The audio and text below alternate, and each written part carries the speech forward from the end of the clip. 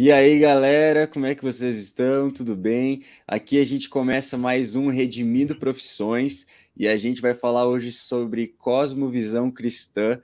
Nós estamos no nosso segundo episódio, né, na nossa segunda gravação. Sou eu mais uma vez que estou aqui, João Reck, né? Vocês já me conhecem do Conexão Universitária, mas estamos aqui com esse novo projeto. Sou acadêmico de psicologia. Estou no 9º período, pela graça de Deus, sou da Alcance Curitiba e trabalho aqui no Pão Diário Universitários. E hoje nós temos a honra de ter aqui com a gente o Christian Brito. Christian, eu quero ouvir um pouquinho, conta pra gente quem é você, o que você faz, que igreja você é, se apresenta aí pra gente. Olá, turma, tudo bem com vocês? Então, meu nome é Christian Brito, eu tenho 49 anos, sou casado com a Ana Luísa e sou pai do Daniel e da Isabel. Bom, eu sou presbiteriano, a minha caminhada com Cristo começa quando eu tinha 27 anos e logo na sequência eu já me envolvi com missões e me envolvi de uma forma bem profunda. Fui missionário de Jocum por vários anos, inclusive conheci minha esposa em Jocum, somos Coisa boa. jocumeiros. E é legal falar porque assim fica no DNA da gente, né? Você Sim. você entra num contexto e vive, né, a missão na prática, no dia a dia, vive a comunidade cristã, isso marca a gente profundamente. E na sequência, por volta de 2006, mais ou menos, eu entendi que havia um chamado de Deus para que eu fizesse ciências sociais. E aí eu fui fazer ciências sociais aqui na UFPE, aqui em Curitiba. Uhum. Daí me graduei em ciências sociais, depois fiz mestrado em sociologia e depois fiz doutorado em sociologia. E atualmente eu sou professor da Faculdade de Teologia Evangélica em Curitiba, que é a FATEV, e sou professor em várias outras escolas, em escolas da Jocum, por exemplo, na Escola Steiger de Evangelismo, Uhum. no curso Perspectivas, na Escola Telos, que é uma escola de missões da PIB aqui de Curitiba. E, enfim, tô por aí, tô envolvido com esse assunto até acima do pescoço. Que demais, cara. É um prazer imenso, né? Falando em nome do Pão Diário, ter você aqui com a gente para essa gravação. Eu tenho certeza que essa conversa vai edificar muita gente. Então, Amém. pessoal, você que está aí nos ouvindo, se eu fosse você, já pegava um caderninho aí, já pegava, né, Amém. um bloco de notas aí, porque com certeza vai vir muito conteúdo. Então, o nosso tema de hoje é Cosmovisão Cristã. Esse tema tão Amém. importante e muitas vezes tão negligenciado, né, por muitas igrejas, né, mas a gente sabe da importância, né, desse tema. Eu queria Uhum. lembrar você que está nos assistindo, se você não conhece nosso Instagram, entra lá, @Pão Diário Universitários, fica por dentro de todos os nossos conteúdos, tudo que a gente está produzindo de conteúdo mesmo, nossos novos livros, né, os novos devocionais, fica por dentro de tudo que a gente está fazendo. E se você não conhece nosso aplicativo, entra lá na sua App Store e procura lá Pão Diário Universitários e encontra o nosso aplicativo, baixa e pode usufruir de todo o conteúdo gratuito, porque tem muito conteúdo legal, seja aqui do Pão Diário ou dos nossos parceiros, da ABC2, da ESRIs, do The Bible Project. Então tem muito conteúdo legal, né, para vocês usufruírem e mandarem para todos os amigos aí. Mas vamos lá para o nosso temático, então? E Vamos aí, lá, Cristiano, vamos vamos lá. lá? Cara, eu peguei uma citação aqui do James Sire e Aham. ele diz assim, né?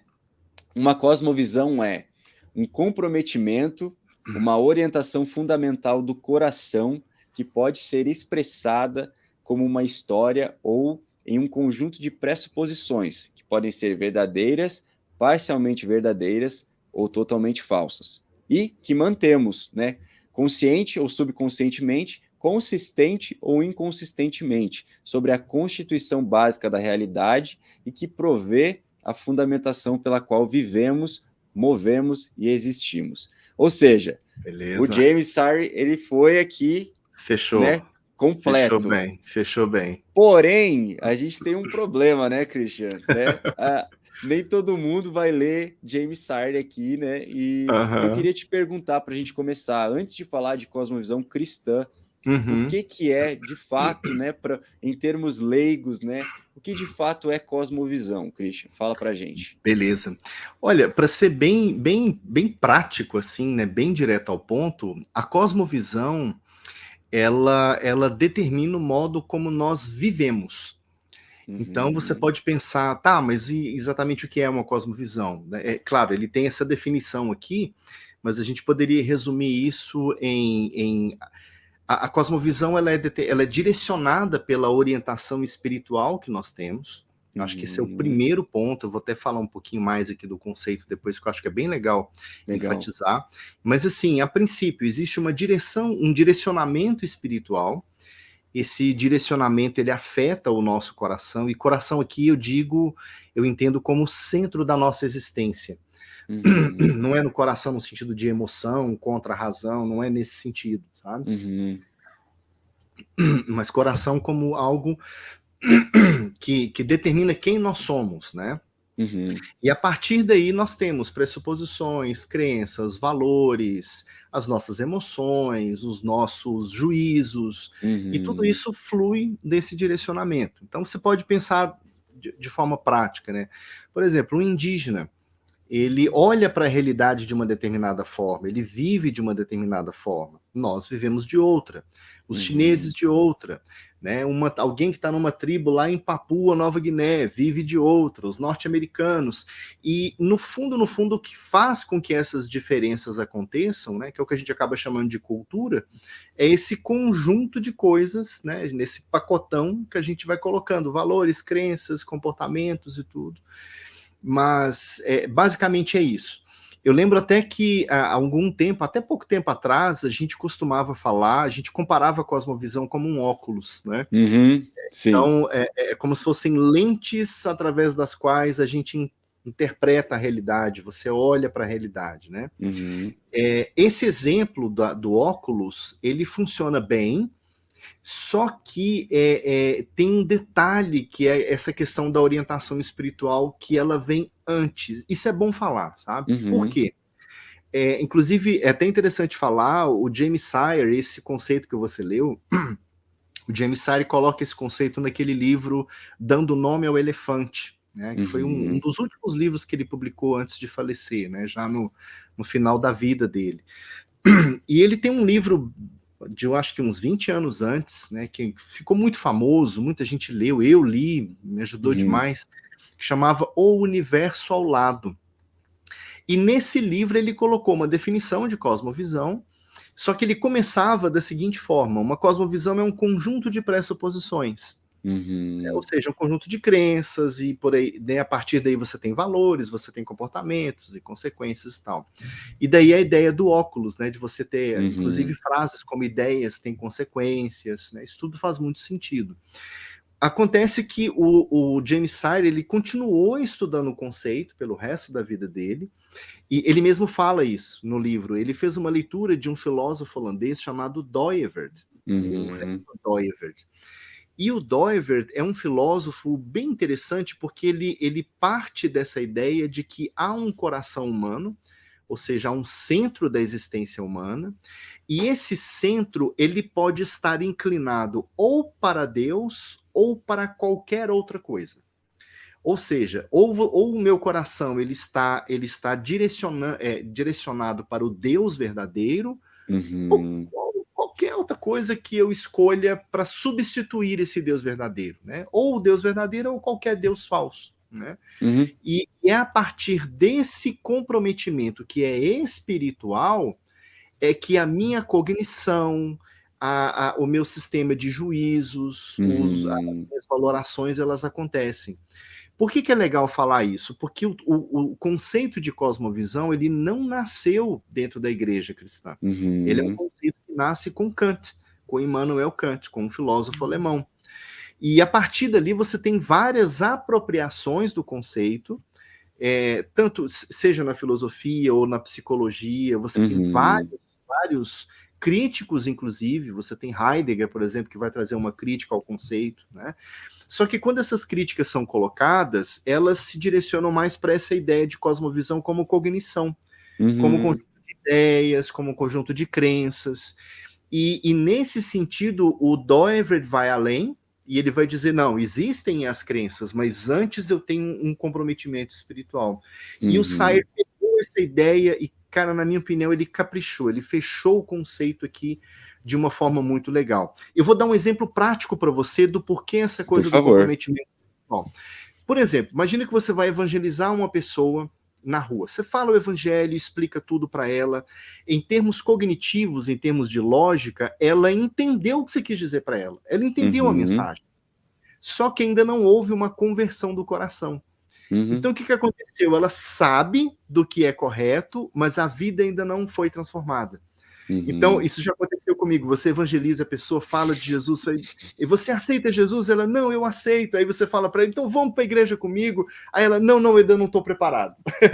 Já viu? Já. O não estar preparado, né? Existe alguma coisa lá dentro que incomoda ainda. E é essa inclinação espiritual. Para dar um exemplo bíblico, a gente pode falar de Faraó no Egito. Cara, Faraó viu os milagres que foram operados por Deus através de Moisés, ele viu aquilo tudo acontecendo. Logicamente, era impossível contestar aquilo. Deus falava, acontecia, Deus falava, acontecia. Mas o que a Bíblia fala? O coração dele era duro. Então, isso é chave para a cosmovisão. Né? A cosmovisão ela só é transformada quando há uma operação do Espírito Santo de Deus no coração do ser humano. E aí essa inclinação ela muda, o meu coração ele olha novamente para o Deus verdadeiro, e aí torna-se possível a mudança das crenças, de comportamento e de todas as outras coisas. Né? Então, grosso modo, seria isso. Então, por isso que é bom enfatizar a questão desse comprometimento espiritual. Tá? Não, muito bom, Christian. Eu acho que, e se a gente fosse entrar num assunto aqui, falando das paixões, a gente iria gastar esses 30 minutos inteiros falando disso, né? Da inclinação do coração humano, né? Isso é bem agostiniano, né? Agostinho falava das questões do coração. Exatamente, vai para essa linha. O Doivert também bebeu muito das fontes de Agostinho. Não, então, isso que você falou a respeito, né, dessa orientação fundamental do coração, né, que o James Sire ele diz ali, e a gente orientar o nosso coração para Deus, é isso que define, então, de fato, uma cosmovisão cristã? Eu creio que essa orientação, ela torna possível a cosmovisão cristã. Porque se o coração não estiver comprometido espiritualmente com Deus, tudo é uma especulação. Né? Porque a verdade ela é espiritual, Deus é espírito. Né? Sim. E veja, eu não estou fazendo uma separação de espírito e matéria, então não é essa a questão. Mas se não houver essa metanoia, essa transformação, a cosmovisão cristã verdadeiramente ela não é possível. Você pode ter até uma pessoa que não se converteu, mas que logicamente cria conceitos, né, que se aproximam do evangelho, e aquilo tem toda uma plausibilidade, mas a cosmovisão nesse sentido, ela está mais para a vida do que para um conjunto de ideias. Você pode refletir a partir dessa orientação, né? Você pode criar teologia sistemática a partir disso, mas isso só é genuíno quando o coração está comprometido com Cristo. Senão é uma intelectualidade morta, ela é vazia, né? Vira gnosticismo, é apenas uma discussão. Agora, como você perguntou, né, tá, mas o que definiria uma cosmovisão cristã? Eu acho que dá para dizer o seguinte, tá? A partir desse comprometimento, a gente pode delimitar alguns pilares que nos permitem identificar uma cosmovisão cristã.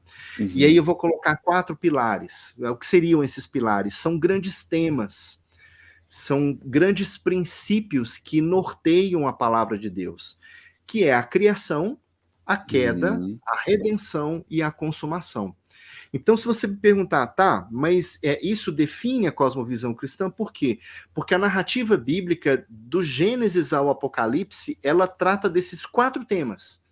A Bíblia fala de um Deus todo-poderoso que já existia desde sempre, desde antes da criação. ele cria tudo pelo poder da sua palavra, cria as coisas de modo perfeito. A Bíblia fala de uma queda também, por causa da desobediência do homem e da mulher, né, de Adão e Eva. A criação, ela se corrompe, e aí eu acredito que essa corrupção, ela não é apenas moral, ou apenas espiritual, ela é física também, né? Nascem espinhos no jardim, a gente morre por causa do pecado.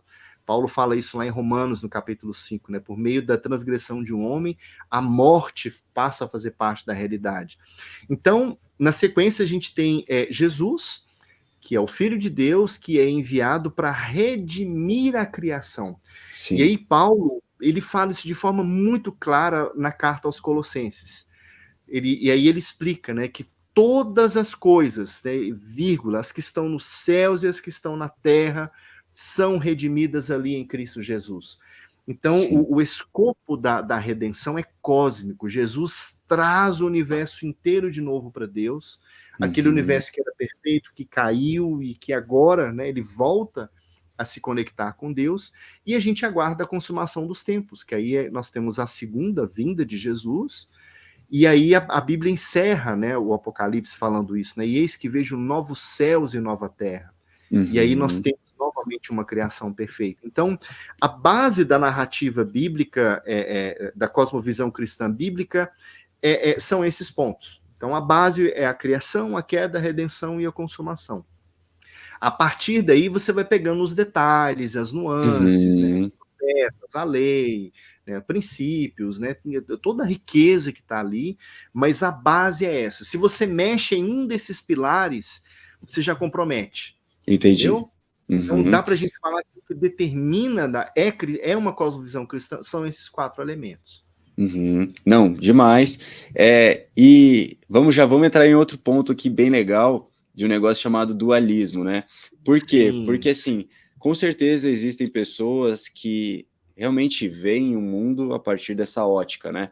Da narrativa bíblica, né? São cristãos de fato, né? Comprometidos com o Senhor, mas que ao mesmo tempo ignoram outros conceitos, né? Conceitos que na teologia a gente vai ver um pouco mais, de graça comum, né? De tudo isso. Então, assim, não são pessoas que ignoram esses conceitos, mas vivem de fato, só que ignoram todo o resto, né? Então eu queria te perguntar, e aí, Cristian, como que a gente pode romper com essa ótica dualista, então, e incentivar pessoas, a cristãos viverem de forma integral, e integral, quando eu digo, não é ministério integral, mas é de maneira inteira, né, para o Senhor. Entendi, perfeito. Cara, excelente, olha só, aí a gente conecta direitinho o que a gente estava falando antes, a gente falou das bases de uma cosmovisão cristã.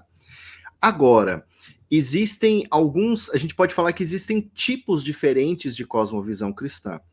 Legal. E um dos tipos que eu acredito que não é um tipo bíblico é justamente essa ideia de que você tem um mundo secular e uma realidade espiritual, que é o dualismo que você colocou.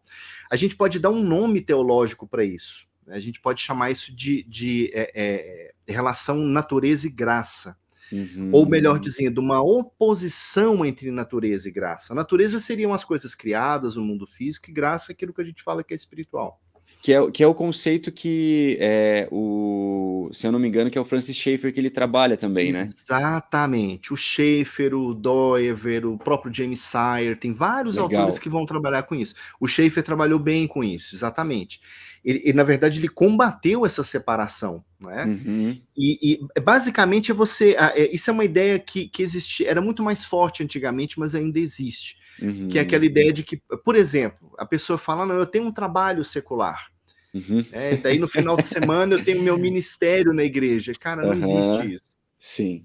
Por que não existe essa separação? Porque Jesus é o Senhor de tudo, tudo, tudo, tudo. Não há nada que ele não seja soberano. Então, não há essa ideia de que, não, mas veja bem, economia não tem nada a ver com Deus. Ou, não, política não tem a ver com Deus. Ou então, não, arte não tem a ver com Deus. Claro que tem, ele é o criador de tudo. Né? Sim. Então, é uma separação falsa. Eu vou deixar uma indicação de leitura, se você, por favor, para quem está nos ouvindo. Tem um cara que fala, tem um texto curto, mas muito legal sobre isso, que é o Dietrich Bonhoeffer. Ele tem um livro que chama Ética, e ele tem um capítulo que chama O Problema do Raciocínio em Esferas. Olha só. E aqui eu acho que tem uma chave para a gente matar isso, que é assim, como que a gente rompe com essa ideia. Porque o que ele vai falar? Né? O que ele chama de raciocínio em esferas? A gente inventou que existe uma separação entre mundano e cristão, natural, sobrenatural, profano, sacro, racional, revelacional. Então parece que são fé e razão, né? Ou ciência e fé. Né? A gente acha que Sim. são dois departamentos diferentes. E ele vai dizer que isso não existe por um simples motivo, porque Cristo não está dividido. Uau. Então, se ele é o Senhor de todas as coisas, tudo se encontra nele, tudo converge para ele. Né? Sim. Agora, o problema da gente pensar dessa forma é que a gente literalmente raciocina de modos diferentes. É como se tivesse um clique na minha cabeça. Então, eu estou na igreja no domingo de manhã, louvando a Deus, eu faço um clique, a minha linguagem muda, o meu jeito de falar muda. Oi, irmão, amado, bênção, né? Aleluia. Na segunda-feira no trabalho, faz um clique, eu mudo o jeito de falar, meus princípios mudam, meus conceitos mudam, eu raciocino de outra forma. Sim. Isso não pode acontecer. Né? Como o próprio Paulo fala, né? Quer comais, quer bebais, façais tudo para a glória de Deus. Então, qual é o nosso desafio? O nosso desafio é o de viver integralmente a nossa fé, glorificando a Deus em tudo aquilo que a gente faz. E aí eu vou dar uma cutucadinha bem específica para gente que está no contexto da universidade. Né? A nossa vida precisa glorificar a Deus, e não apenas a nossa vida, o nosso modo de pensar. Onde eu quero chegar com isso? As teorias científicas precisam ser redimidas. Sim. A gente precisa pegar o pensamento, sabe aquilo que Paulo fala? Pega o pensamento e leva ele cativo a Cristo Jesus. Da onde que vem essa ideia? Da onde que vem esse pressuposto? Isso condiz com o que está na palavra. E aí a gente precisa desenvolver algo que... Aí tem um outro autor cristão que é muito legal, que é o Harry Blamires, um autor inglês, que ele vai falar... Ele tem um livro, ele tinha um livro chamado... Aliás, tem, né? Chamado A Mente Cristã. E aí ele vai dizer, a mente cristã é a habilidade da gente pensar sobre qualquer coisa, tendo como base, como princípio, a palavra de Deus. Então, quando você fala, mas política não é de Deus, cara, o que eu vejo hoje realmente não é. Mas a gente precisa repensar, a gente precisa de uma teoria política, a gente precisa de um modelo de sociedade, de um modelo do Estado, e isso precisa sair de um raciocínio bíblico. Isso está para ser feito, a gente precisa, para o nosso tempo agora, né? Isso precisa ser feito. Então, essa mudança passa pela mudança da nossa cosmovisão, do nosso entendimento. Se fosse deixar uma listinha assim, de coisas que a gente deve fazer, lista é um negócio complicado, mas assim, a gente precisa orar para que Deus renove o nosso entendimento e o nosso coração. Sim. A gente precisa estudar a palavra para conhecê-la. O povo, né, Oséias diz, né, meu povo perece por falta de conhecimento da palavra. E a gente precisa buscar pela redenção de Deus em qualquer área que esteja ao nosso alcance. E o que eu quero dizer com isso? Aonde ele te colocou, o que ele te chamou para fazer, então é ali que a coisa tem que acontecer. Usando os seus dons, os seus talentos, as suas qualidades, os seus limites, é ali que ele vai fazer a coisa acontecer. Cara, muito, muito, muito bom mesmo. E relacionando um pouco com isso, né, já infelizmente indo para nossa última pergunta, porque, cara, assim, ó, eu não sei quem tá ouvindo, mas assim, eu poderia ficar assim, ó, cara, 2, 3 horas fácil, ouvindo mesmo, então valeu mesmo, Christian. E, bom, cara, algo assim que ainda é colocado muito, né, por tantas denominações e visões, que, assim, principalmente para o público jovem, né? Sempre para os jovens é colocado que não, você foi chamado por Deus para fazer a diferença nesse mundo, né? Então é algo que, cara, eu ouço desde sempre, né? Eu não conheço, né? Não me conheço por gente, nem por cristão, né? Sem ter ouvido essa frase. E aí a gente vai lá para Mateus 5, né? Depois do Sermão do Monte, Jesus disse, né? Vocês são o sal da terra. Ora, se o sal vier a ser insípido, como lhe restaurar o sabor? Para nada mais presta senão para lançado fora, ser pisado pelos homens. Vocês são a luz do mundo, não se pode esconder uma cidade situada no alto de um monte. Então aqui ele deixa claro, né, que nós somos o sal da terra e a luz do mundo. Exato. Então, sabemos que nós de fato fomos chamados para fazer a diferença nesse mundo, né? Porém, a gente pode cair no erro de tentar transformar o mundo pela nossa própria força. Sim. E eu queria te perguntar, até que ponto, então, Christian, é nossa responsabilidade transformar, entre aspas, a sociedade antes que Cristo volte? O que você diz para a gente aí? Legal, cara. Olha, eu ouvi algo uma vez que me marcou muito com relação a isso. Por quê? Porque eu também acabei comprando essa ideia. Cara, eu tenho que fazer diferença, eu tenho que mudar, eu tenho que transformar. E as coisas não dependem, assim, tanto da gente. A gente não muda as pessoas na marra, né? Sim. A bem da verdade, a gente não tem poder para mudar a gente mesmo. Exatamente. A gente precisa se esforçar, a gente tem que ter obediência, a gente precisa, né, desenvolver hábitos, né, com base nessa cosmovisão cristã. É claro, eu estou falando que tudo isso faz muito sentido, a gente tem que obedecer. Mas assim, eu tentei muito isso. Não, vou mudar o departamento de missões, vou mudar a instituição tal. E, cara, a gente se quebra todo. Então, até que eu ouvi alguém falando sobre isso, e o conselho que essa pessoa deu, eu guardei. Ele falou assim: olha, lembra daquilo que o próprio Deus fala lá em Apocalipse 21, lá no finalzinho, né? E eis que faço novas todas as coisas. E ele perguntou: quem faz novas todas as coisas? Deus. E aí, então, a minha mente mudou o foco, porque olha só, a gente precisa buscar a diferença, porque senão a gente se acomoda, né? Sim. Senão a gente cai no conformismo, a gente deixa de lutar pela justiça, a gente deixa, né, a vida levar, né? E Paulo fala: não vos conformeis com esse mundo. Sim. Né? Então, só que olha só, eu acho que o foco não deve estar em eu vou transformar a sociedade, vou transformar o mundo. Eu acho que o foco deve ser: Senhor, muda a minha vida e, Senhor, me dá graça para que eu pratique o que o Senhor me ensinou.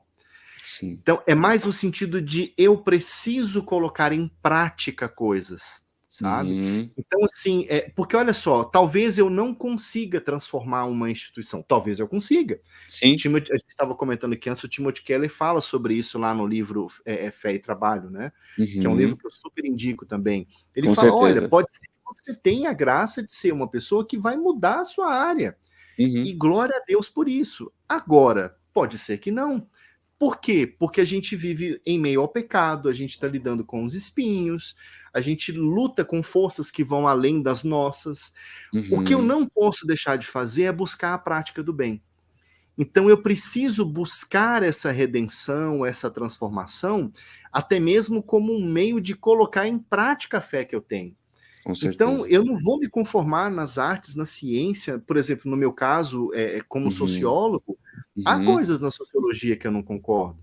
Eu preciso escrever sobre isso, eu preciso teorizar sobre isso, eu preciso viver, praticar e ir até onde eu conseguir, né? Sim. Mas esse caminhar, ele está muito relacionado com a graça que Deus nos dá. A gente pode até falar um pouco sobre isso depois, né? Você pode ver que em todas as cartas de Paulo, em todas elas, ele abre a carta e em quase todas ele fecha, falando graça e paz. Sim. E esse graça, essa palavra graça que a gente que é uma tradução do caris, que é esse favor que vem de Deus, essa palavra é interessante, porque a palavra dom ou talento é a palavra carisma. Sim. Então, quando você pega o cáris de Deus, ou seja, o favor de Deus é derramado sobre a minha vida, isso gera o carisma, que é a habilidade que eu tenho de fazer as coisas. Então, eu acho que esse seria o foco. Eu foco em receber o favor de Deus e colocar ele em ação. Eu recebo cáris, transformo em carisma. Eu recebo cáris, transformo em carisma. E aí você, com os dons que Deus te deu, você vai praticando e as mudanças vão acontecendo e as coisas vão caminhando.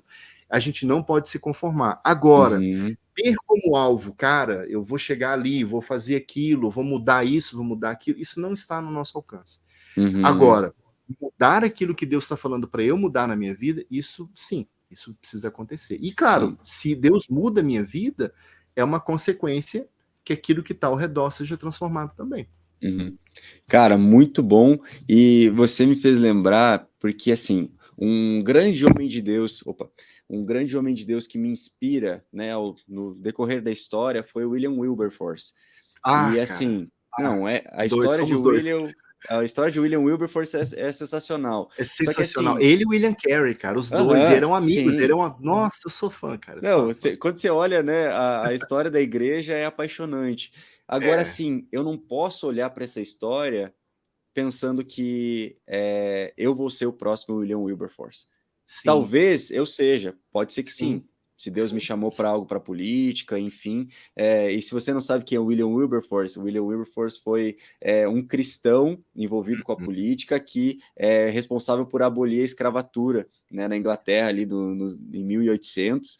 E que assim foi incrível tudo que ele fez É e a gente verdade. colhe disso até hoje, Até né? os dias de hoje. Porque foi um efeito dominó, né? De Exato, abolição em exato, todo mundo.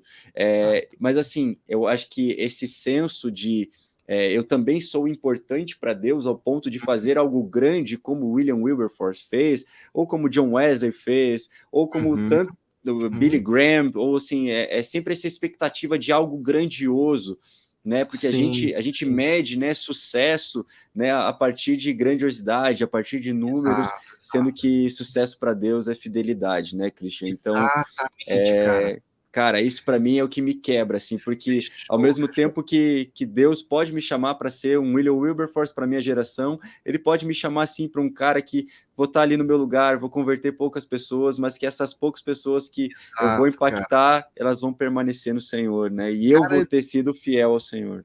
e, cara, isso que você está falando é libertador, porque durante muito tempo eu fiquei focado nesse grandioso e é Uhum. frustrante, porque nem sempre a gente consegue o grandioso, isso é para Sim, poucos, você pega a história sim. para poucos.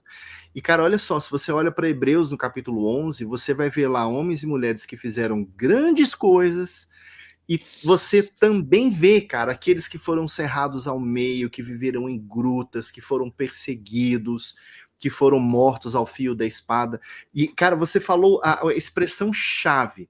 A questão é a fidelidade. Sim, Então, se eu for fiel, isso é o que conta. Agora, dessa fidelidade, Deus, ele pode fazer grandes coisas, sim, ou pode fazer grandes coisas que não são grandes aos olhos das pessoas, mas que são grandes aos olhos dele. exatamente, Mas a exatamente. questão chave é a fidelidade. A gente tem uma noção de sucesso muito focada em realização, né? Uhum, E essa realização está muito ligada à aceitação. Eu preciso ser aceito, aclamado, acariciado pelos outros. uhum. Cara, o lance é a fidelidade. A gente precisa chamar a atenção de Deus. Sim. Cara, fechou completamente. E, gente, se você está ouvindo a gente, infelizmente, a gente chegou ao fim da nossa conversa aqui. Pois é. É triste demais acabar uma conversa como essa, porque a gente tem muito assunto para conversar sobre todos esses assuntos. Mas se você está ouvindo a gente aqui, não esquece de nos seguir lá no Instagram. Também não esquece de baixar o nosso aplicativo e ficar por dentro de tudo que a gente está fazendo. E, Christian, eu quero te agradecer de coração, cara. Muito, muito obrigado. Com Amém. certeza edificou a vida de muita gente essa conversa e trouxe clareza a respeito do nosso papel na sociedade, né? Até outros livros, a gente podia ficar aqui meia hora recomendando Pois é, só livro, né? Mas verdade. John Stott também escreveu bastante sobre isso, Sim, né? Então sim. tem muito material legal. Então pesquise sobre o assunto. Se Deus te chamou para alguma dessas áreas que a gente citou, ou qualquer outra área que a gente não citou também, né? Se esforce para isso, para cumprir o seu chamado, o Amém. chamado que Deus liberou sobre você, e é isso aí. Christian, mais uma vez, muito, muito, muito Amém. obrigado. Eu que agradeço. Muito Tamo obrigado. junto, tamo Eu quem junto. agradeço. Muito feliz. E galera, você que está acompanhando a gente, até a nossa próxima conversa. Que Deus abençoe você e até a próxima. Valeu, tchau, tchau. Valeu. Até mais.